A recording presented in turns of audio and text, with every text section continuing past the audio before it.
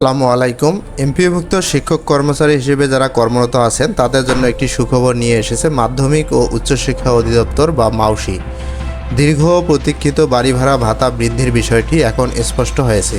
আজকের এই ভিডিওতে আমরা আলোচনা করব আপনারা কত শতাংশ হারে ভাতা পাচ্ছেন, এটি কবে থেকে কার্যকর হচ্ছে এবং এই সুবিধা পাওয়ার ক্ষেত্রে কি কি শর্ত বা সতর্কতা রয়েছে। পুরো ভিডিওটি ধৈর্য ধরে দেখলে আপনারা এই প্রজ্ঞাপন সংক্রান্ত সকল বিভ্রান্তি দূর করতে পারবেন। মাধ্যমিক ও উচ্চশিক্ষা অধিদপ্তর থেকে সম্প্রতি সকল শিক্ষা প্রতিষ্ঠান প্রধানের কাছে একটি বিশেষ চিঠি পাঠানো হয়েছে। চিঠির মূল বিষয়বস্তু হলো এমপিওভুক্ত শিক্ষক কর্মচারীদের বাড়ি ভাড়া ভাতার হার বৃদ্ধি।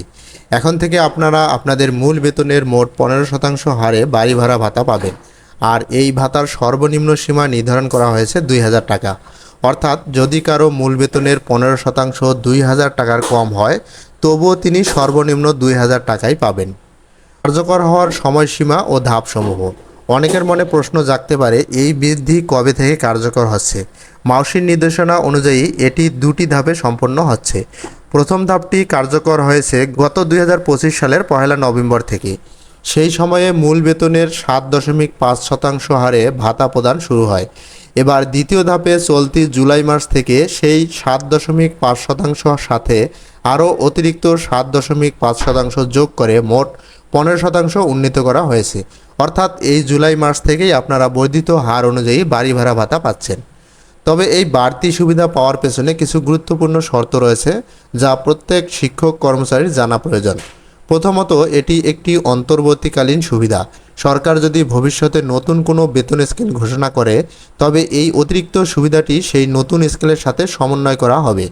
দ্বিতীয়ত, নিয়োগ সংক্রান্ত সকল শর্ত মানতে হবে।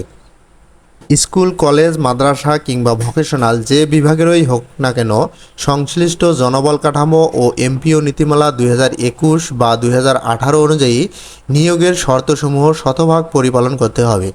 তৃতীয়ত, একটি গুরুত্বপূর্ণ সতর্কবার্তা।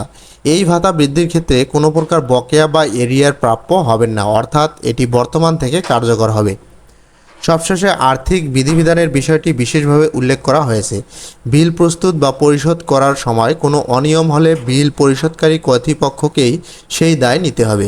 তাই সংশ্লিষ্ট সবাইকে সতর্ক থাকার অনুরোধ জানানো হয়েছে। আশা করি বিষয়টি এখন পরিষ্কার। ভিডিওটি আপনার সহকর্মীদের সাথে শেয়ার করুন যাতে সবাই সঠিক তথ্যটি জানতে পারে। শিক্ষা সংশ্লিষ্ট এমন আরও আপডেট পেতে আমাদের চ্যানেলের সাথেই থাকুন। ধন্যবাদ সবাইকে।